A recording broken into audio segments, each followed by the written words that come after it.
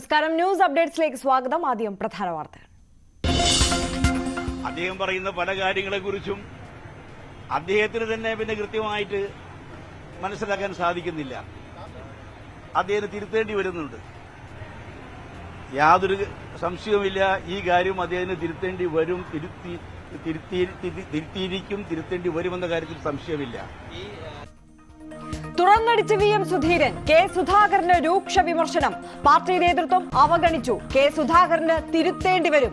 BJPയുടെ അയോധ്യ ക്ഷണത്തെ തള്ളിപ്പറയണമെന്നും സുധീരൻ.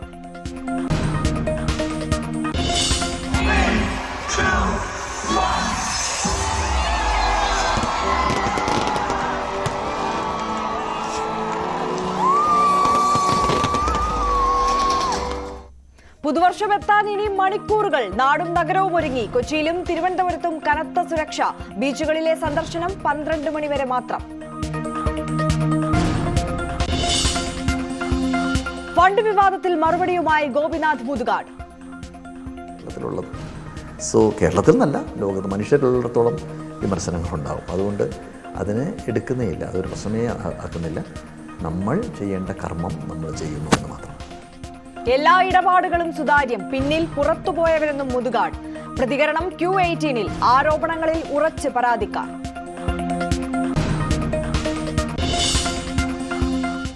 LDF-ന് തലവേദനയായി ആന്റണി രാജു. ഗണേഷ് വാഗ്പോര്. ആരോപണത്തിൽ ഉറച്ച ആന്റണി രാജു. തർക്കത്തിൽ നേതൃത്വം ഇടപെടാൻ സാധ്യത.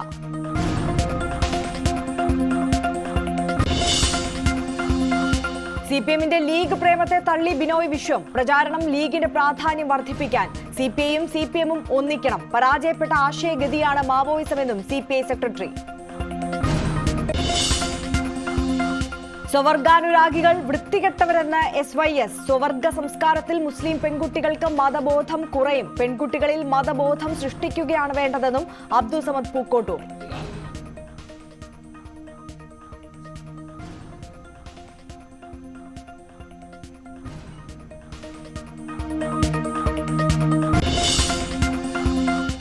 പിറവത്ത് ഭാര്യയെ വെട്ടിക്കൊന്ന് ഭർത്താവ് ആത്മഹത്യ ചെയ്തു. പെൺമക്കൾ പരുക്കുകളോടെ ചികിത്സയിൽ. മൈലപ്രയിൽ വ്യാപാരിയുടെ കൊലപാതകം അന്വേഷിക്കാൻ പ്രത്യേക സംഘം.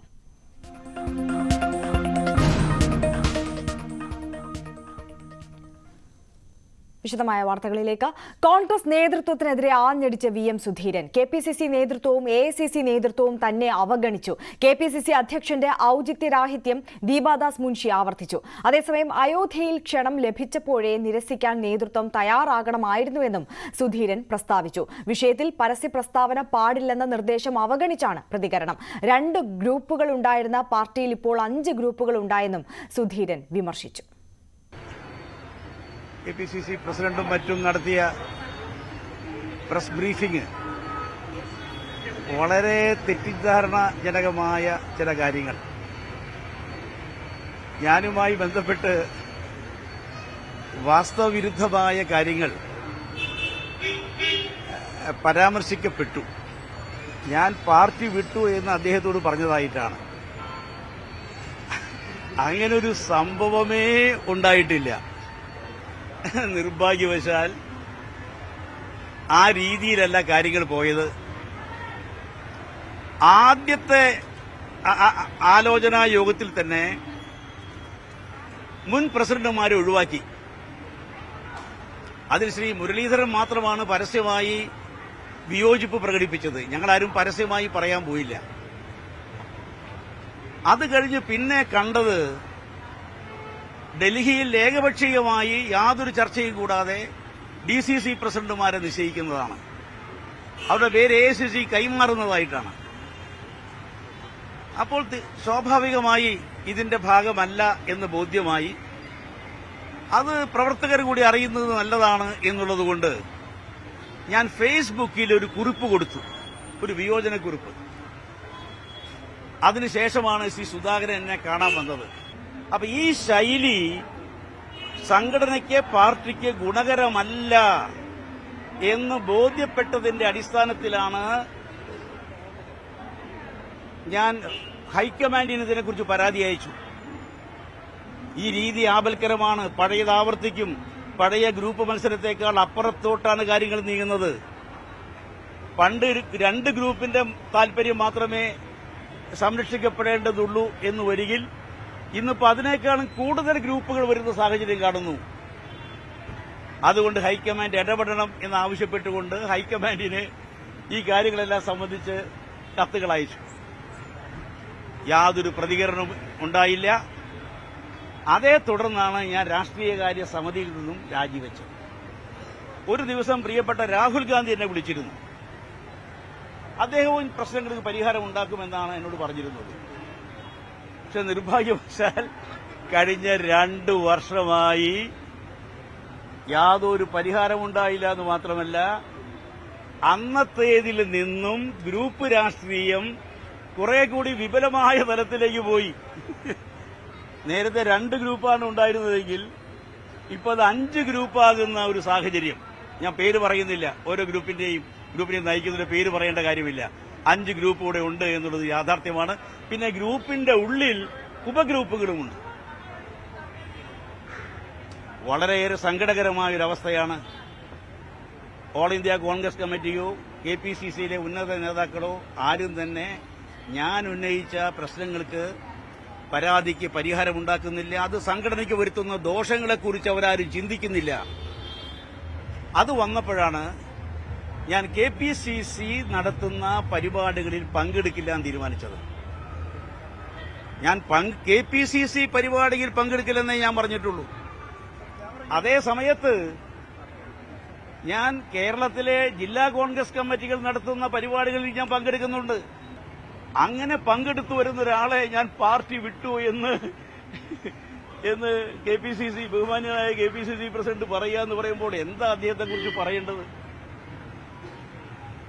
അദ്ദേഹം പറയുന്ന പല കാര്യങ്ങളെക്കുറിച്ചും അദ്ദേഹത്തിന് തന്നെ പിന്നെ കൃത്യമായിട്ട് മനസ്സിലാക്കാൻ സാധിക്കുന്നില്ല.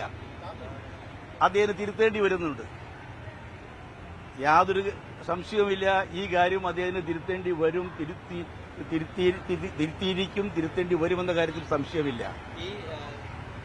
ഞാൻ ഒരു കാരണവശാലും അങ്ങനെ അദ്ദേഹത്തോട് പറഞ്ഞിട്ടില്ല. തന്നെയല്ല, അതിലൊരു ഔചിത്യരാഹിത്യം അദ്ദേഹത്തിന്റെ ഭാഗത്തുനിന്നുണ്ട്. ആ ദാസ് മുൻഷിയുടെ സഹധർമ്മിണി കൂടിയായ ദീപ അവരിവിടെ വന്നു. ഇപ്പൊ സന്തോഷമാണ്.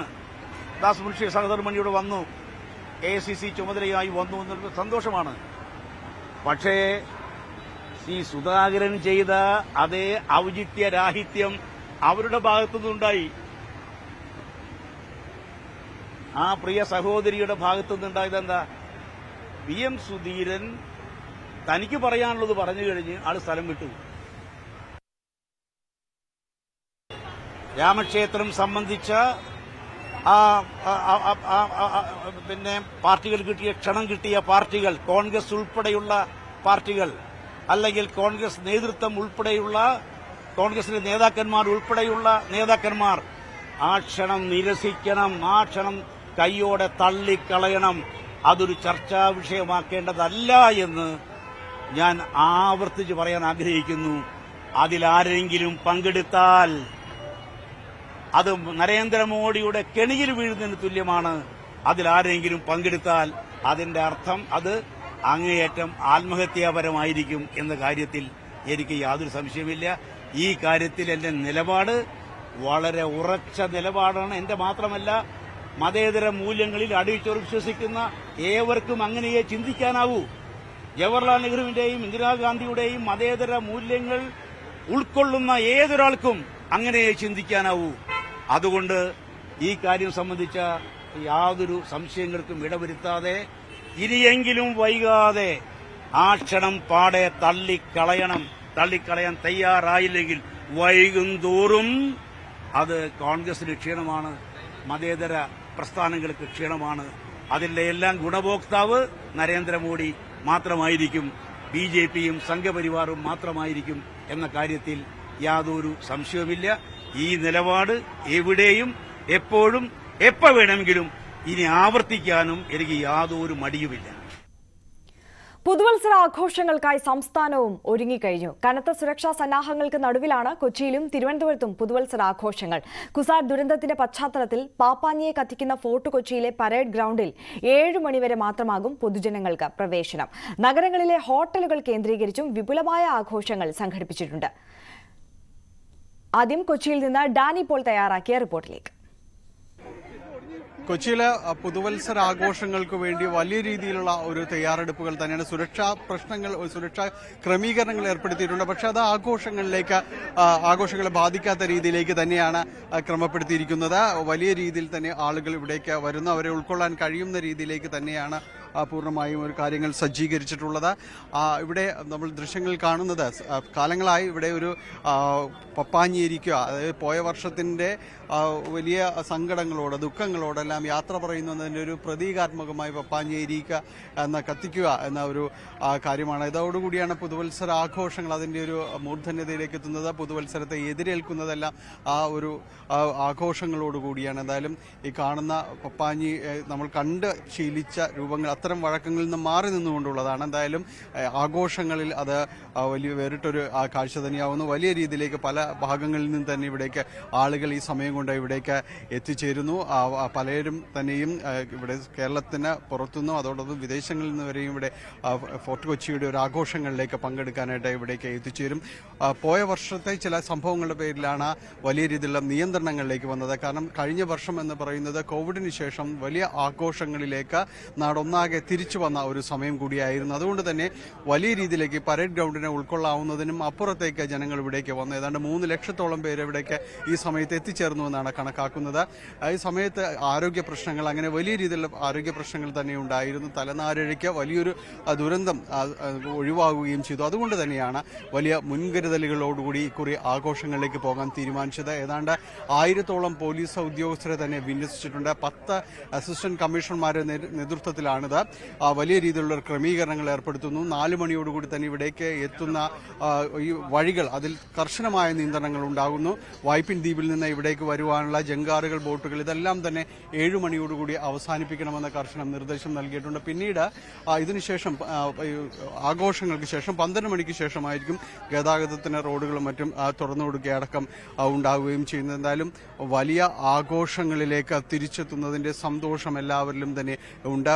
ഫോർട്ട് കൊച്ചിയും പരിസര പ്രദേശത്തും എല്ലാം തന്നെ ഇതുപോലുള്ള ഈ ആൾക്കൂട്ടങ്ങളാണ് എല്ലായിടത്തും തന്നെയുള്ളത്. ഇതോടൊപ്പം തന്നെയാണ് വെളിഗ്രൗണ്ടിലും വലിയ രീതിയിലുള്ള ആഘോഷ പരിപാടികളൊക്കെ നടക്കുന്നു. പല ഭാഗങ്ങളിൽ നിന്ന് വന്ന യുവാക്കളുടെ ഒരു ആഘോഷം എന്ന രീതിയിലേക്ക് ഇതിനെ അടയാളപ്പെടുത്തുന്നത്. ഏതാണ്ടും എവിടെ നിന്ന് എത്തുന്നത്? കൊല്ലം. ഈ കൊച്ചിയിലെ ആഘോഷങ്ങളിലേക്ക് പങ്കെടുക്കാൻ വേണ്ടി തന്നെയാണോ? എങ്ങനെ ഇതിനു മുമ്പ് ഇവിടെ വന്നിട്ടുണ്ടോ? എങ്ങനെ കേട്ടറിഞ്ഞാണോ? ഇവിടേക്ക് വരണം തോന്നിയതാ? ഓരോ വീഡിയോ കണ്ടിട്ട് വന്നതാ. എന്തായാലും ഇത്തവണ തകർത്തിട്ടേ പോകുള്ളൂ. പപ്പയെ കാണാൻ കൊള്ളത്തില്ല. കണ്ടൊരു ശീലങ്ങളിൽ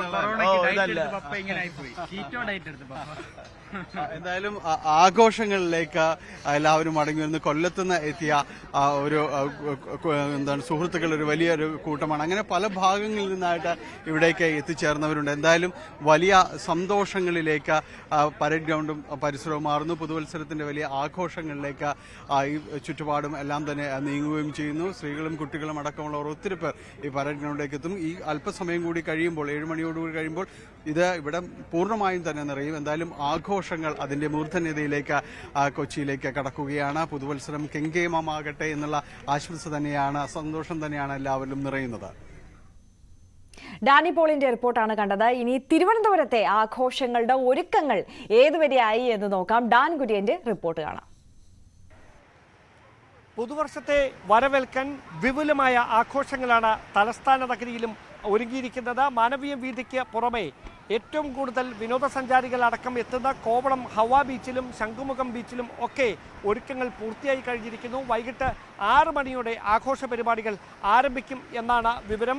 വിദേശികളുടെ എണ്ണം മുൻ വർഷങ്ങളെ അപേക്ഷിച്ച് നന്നേ കുറവാണ് എങ്കിലും ആഭ്യന്തര വിനോദസഞ്ചാരികളാണ് 2024 വരവേൽക്കുന്നതിന് വേണ്ടി കോവളം ഹവാ ബീച്ചിലേക്കടക്കം എത്തിയിരിക്കുന്നതിൽ ഏറെയും പോലീസിന്റെ ഭാഗത്തു നിന്ന് വലിയ സുരക്ഷാ ക്രമീകരണങ്ങളാണ് ആഘോഷങ്ങളുടെ ഭാഗമായി ജില്ലയിൽ പ്രത്യേകിച്ച് നഗര നഗരത്തിൽ ഒരുക്കിയിരിക്കുന്നത്. സിറ്റി പോലീസ് കമ്മീഷണറുടെ നേതൃത്വത്തിൽ ഏതാണ്ട് 1500ഓളം ഉദ്യോഗസ്ഥരെയാണ് വിവിധ കേന്ദ്രങ്ങളിൽ സുരക്ഷാ ക്രമീകരണങ്ങളുടെ ഭാഗമായി വിന്യസിക്കുക. അതോടൊപ്പം DJ പാർട്ടികളടക്കം നടക്കുന്ന ഇടങ്ങളിൽ പോലീസിന്റെ കർശനമായ പരിശോധനകളുണ്ടാകും.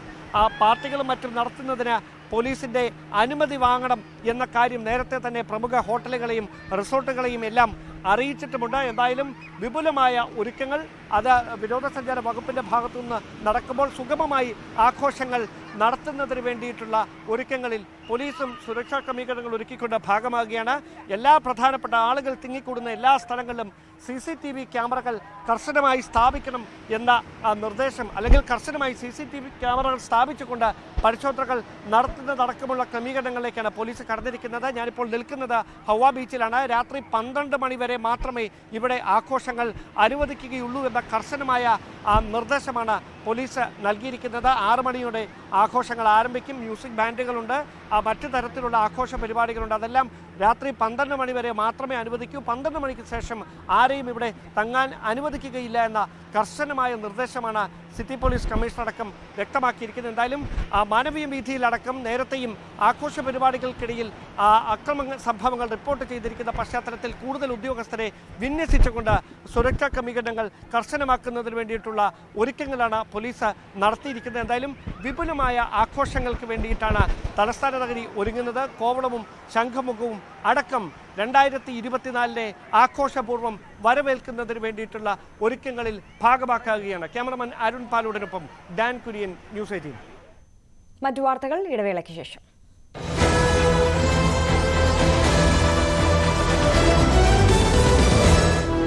പൊൻകതിർ പുട്ട് സോഫ്റ്റ് ആകാൻ കടിഞ്ഞൽ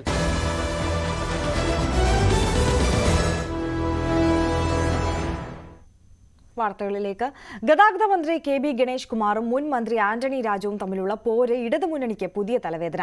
അസ്വാരസ്യങ്ങളൊന്നുമില്ലാതെ പുനഃസംഘടന പൂർത്തിയായെന്ന് പുറമെ വിലയിരുത്തിയെങ്കിലും പുതിയ സാഹചര്യത്തിൽ വിഷയത്തിൽ ഇടതുമുന്നണിക്ക് ഇടപെടേണ്ടി വരും. ന്യൂസ് 18 നൽകിയ അഭിമുഖത്തിലാണ് KB ഗണേഷ് കുമാറിനെതിരെ ആന്റണി രാജു കടുത്ത വിമർശനം ഉന്നയിച്ചത്. ഗണേഷിന്റെ പരാമർശങ്ങൾ മുന്നണി മര്യാദയുടെ ലംഘനമാണെന്ന് വിമർശിച്ച ആന്റണി രാജു KSRTCയിൽ ശമ്പളം 1-ാം തീയതി നൽകാനും ഗണേഷിനെ വെല്ലുവിളിച്ചു. ആന്റണി രാജുവിന്റെ വിമർശനങ്ങൾക്ക് KB ഗണേഷ് കുമാറിന്റെ പ്രതികരണം ഉണ്ടായേക്കും. ഉടമസ്ഥൻ സ്ഥലത്തില്ലാതെ ഏൽപ്പിച്ചിട്ട് പോയാൽ അവിടെ ചോർച്ചയുണ്ടാവും. അപ്പോൾ ഇവിടെ ചോർച്ച ഉണ്ടോ എന്നുള്ള ചോദ്യത്തിന് വല്ല അർത്ഥമുണ്ടോ? ഉടമസ്ഥൻ സ്ഥലത്തില്ലെങ്കിൽ അവിടെ ചോർച്ച ഉണ്ടാവുന്നുണ്ട്, നഷ്ടത്തിൽ കലാശിച്ച് പൊളിയുന്നുണ്ട്. അത് ഉടമസ്ഥൻ ജീവിച്ചിരിക്കുമ്പം, ഉടമസ്ഥൻ വല്ലപ്പോഴും നോക്കുമ്പോൾ, ഇതാരും നോക്കാത്തപ്പോൾ എന്തായിരിക്കും സ്ഥിതി? ഗ്യാലറിയിലിരുന്ന് കളി കാണാൻ എളുപ്പമാണ്, കളിക്കളത്തിൽ ഇറങ്ങുമ്പോഴേ ബുദ്ധിമുട്ട് മനസ്സിലാക്കുള്ളൂ. പിന്നെ കുറച്ചുകൂടി പക്വതയോടുകൂടി ഇത്തരം സ്ഥാനങ്ങളിലേക്ക് വരുമ്പോൾ കുറച്ചുകൂടി പക്വതയോടുകൂടി ഉള്ള അഭിപ്രായ പ്രകടനമാണ് എല്ലാവരും പ്രതീക്ഷിക്കുന്നത്. ഇത് ഈ മുന്നണിയിൽ നിന്നുകൊണ്ട് ഇത്തരം അഭിപ്രായ പ്രകടനം നടത്തുന്നത് ആദ്യമായിട്ടല്ല. പിന്നെ ആഭ്യന്തര വകുപ്പിനെതിരെ പരസ്യമായിട്ട് എതിരായിട്ട് അഭിപ്രായം പറഞ്ഞിട്ടുണ്ട്, ആരോഗ്യ വകുപ്പിനെതിരെ പറഞ്ഞിട്ടുണ്ട്, പൊതുമരാമത്ത് വകുപ്പിനെതിരെ പറഞ്ഞിട്ടുണ്ട്, ഇൻഡസ്ട്രീസ് വകുപ്പിനെതിരെ പറഞ്ഞിട്ടുണ്ട്, വിദ്യാഭ്യാസ വകുപ്പിനെതിരെ പറഞ്ഞിട്ടുണ്ട്. അപ്പോൾ ഏത് വകുപ്പിനെതിരെയാണ് ഇത്തരം ആരോപണങ്ങൾ ഇദ്ദേഹം ഉന്നയിക്കാതിരുന്നത്? അതുകൊണ്ട് ആ ഒരു അപക്വമായ അത്തരം അഭിപ്രായ പ്രകടനങ്ങളെക്കുറിച്ച് ഞാനൊരു അഭിപ്രായം പറയുന്നില്ല. ഗണേഷ് കുമാറും ആന്റണി രാജുവും തമ്മിലുള്ള വാക്പോര് മുന്നണിക്ക് തന്നെ തലവേദനയായി മാറുന്ന സാഹചര്യമാണ് ഉണ്ടായിരിക്കുന്നത്. മന്ത്രിയായി സത്യപ്രതിജ്ഞ ചെയ്യുന്നതിന് തൊട്ടു മുൻപാണ് ഗണേഷ് കുമാർ ആന്റണി രാജുവിനെതിരെ പരോക്ഷമായ വിമർശനം മാധ്യമങ്ങളിലൂടെ ഉന്നയിച്ചത്. അതിന് കൃത്യമായ മറുപടിയാണ് ന്യൂസ് 18 നൽകിയ അഭിമുഖത്തിൽ ആന്റണി രാജു വ്യക്തമാക്കിയത്. പക്വതയില്ലാത്ത സമീപനമാണ് ഗണേഷ് കുമാറിന്റെ ഭാഗത്തുനിന്നുണ്ടായത്. ഗണേഷിന്റെ പിതാവിനോടൊപ്പം താൻ നിയമസഭയിൽ സേവനം അനുഷ്ഠിച്ചിട്ടുണ്ട്. അതുകൊണ്ട് തന്നെ ഗണേഷ് നടത്തിയ പ്രതികരണങ്ങൾക്ക് ആ തരത്തിൽ താൻ മറുപടി നൽകിയാൽ അത് തൻ്റെ പക്വതയില്ലായ്മയായി വ്യാഖ്യാനിക്കപ്പെടും എന്നും ആന്റണി രാജു ന്യൂസ് 18നോട് പ്രതികരിച്ചു. എന്തായാലും ഗണേഷ് കുമാർ നടത്തിയ വിമർശനങ്ങൾ കൃത്യമായി ആന്റണി രാജുവിനെ വ്യക്തിപരമായി കടന്നാക്രമിക്കുന്ന തരത്തിലേക്ക് മാറിയെന്ന വിലയിരുത്തലും ഉയരുകയാണ്. അതായത് നാഥനില്ല കളരിയായിരുന്നു KSRTC, ഇനി KSRTCയുടെ സ്ഥിതി അങ്ങനെയാവില്ല എന്ന തരത്തിൽ ഗണേഷ് നടത്തിയ പ്രസ്താവന ഗതാഗത മന്ത്രി ആന്റണി രാജുവിനെ വ്യക്തിപരമായി ലക്ഷ്യം വെച്ചുകൊണ്ടാണ് എന്ന വിമർശനമാണ് ഉയരുന്നത്. എന്തായാലും രണ്ടാം പിണറായി വിജയൻ സർക്കാരിൻ്റെ ആദ്യ പാദത്തിൽ തന്നെ മന്ത്രിയാകണമെന്ന ആഗ്രഹം ഗണേഷ് കുമാറിന് ഉണ്ടായിരുന്നു. എന്നാൽ അത് സാങ്കേതികമായ ചില കാരണങ്ങളെ തുടർന്ന് നടക്കാതെ പോയി. അതിലുള്ള അമർഷം കൂടി ആന്റണി രാജുവിനോട് ഗണേഷ് കുമാറിന് ഉണ്ട് എന്ന തരത്തിലുള്ള വിമർശനങ്ങളും അത്തരത്തിലുള്ള വിലയിരുത്തലുകളും ഒരു വശത്ത് നിന്ന് ഉയരുന്നുണ്ട്. എന്തായാലും മുഖ്യമന്ത്രിയോ അല്ലെങ്കിൽ മറ്റ് മന്ത്രിമാരോ ഒന്നും ഉന്നയിക്കാത്ത വിമർശനമാണ് ഗതാഗത വകുപ്പിന്റെ ചുമതലയുണ്ടായിരുന്ന ആന്റണി രാജുവിനെതിരെ പുതുതായി ചുമതലയേറ്റ ഗണേഷ് കുമാർ നടത്തിയത് എന്നതാണ് ഏറ്റവും ശ്രദ്ധേയമായിട്ടുള്ള കാര്യം. പക്ഷേ ആരും ഇതുവരെ ഒരു തരത്തിലുള്ള പ്രതികരണത്തിനും പരസ്യമായ പ്രതികരണത്തിന് മുന്നണി നേതൃത്വം ഒന്നും തയ്യാറായിട്ടില്ല. പക്ഷേ ഈ വാക്പോരും വിഴുപ്പടക്കലും പരസ്പരം ഇവർ തുടരുന്ന ഒരു പശ്ചാത്തലമുണ്ടായാൽ നേതൃത്വത്തെ അത് കൂടുതൽ പ്രതിസന്ധിയിലാക്കുന്ന സാഹചര്യമുണ്ടാകും. അതുകൊണ്ട് തന്നെ അത്തരം പരസ്യമായ വിമർശനങ്ങൾ അത് ഇടതുപക്ഷം ഒരിക്കലും അംഗീകരിക്കുന്ന ഒന്നല്ല. അതുകൊണ്ട് തന്നെ ഇപ്പോൾ നടത്തിയിട്ടുള്ള ഈ വാക്പോരുമായി ബന്ധപ്പെട്ട നേതൃത്വത്തിൻ്റെ ഇടപെടൽ ഉണ്ടാകുമെന്ന കാര്യം ഉറപ്പാണ്. അതിൽ ആർക്കൊപ്പമായിരിക്കും നേതൃത്വം നിൽക്കുക എന്നതാണ് ഇനി ഏറ്റവും ശ്രദ്ധേയമായിട്ടുള്ള കാര്യം. ന്യൂസ് അപ്ഡേറ്റ്സ് പൂർണ്ണമാകുന്നു. നമസ്കാരം.